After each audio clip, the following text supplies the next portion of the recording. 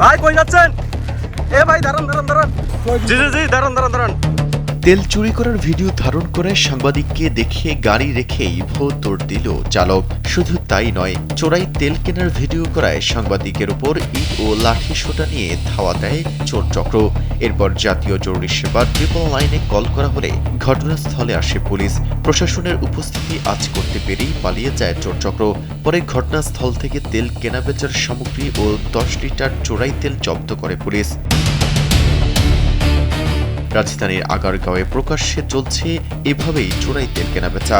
অভিযোগ উঠেছে, বিভিন্ন অফিসের গাড়ি থেকেই কম দামে তেল কিনে বেশি দামে বিক্রি করছে একটি চক্র, আর এতে ভোগান্তিতে পড়ছেন সাধারণ মানুষ।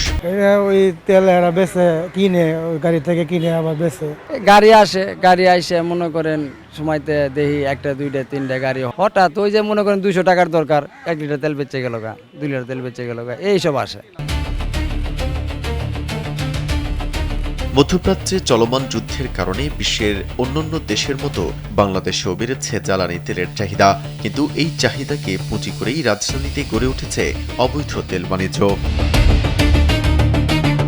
ঘন্টার পর ঘন্টা লাইনে দাঁড়িয়ে তেল নিতে হচ্ছে সাধারণ মানুষকে। তবে এর মাঝেই শর্টকাট পথে লাভবান হচ্ছে একটি অসাধু চক্র। রাজধানীর আগারগাঁওয়ে বিজ্ঞান ও প্রযুক্তি জাদুঘরের পাশের রাস্তায় দেখা গেছে পর্দা লাগিয়ে গাড়ি থেকে নামানো হচ্ছে তেল।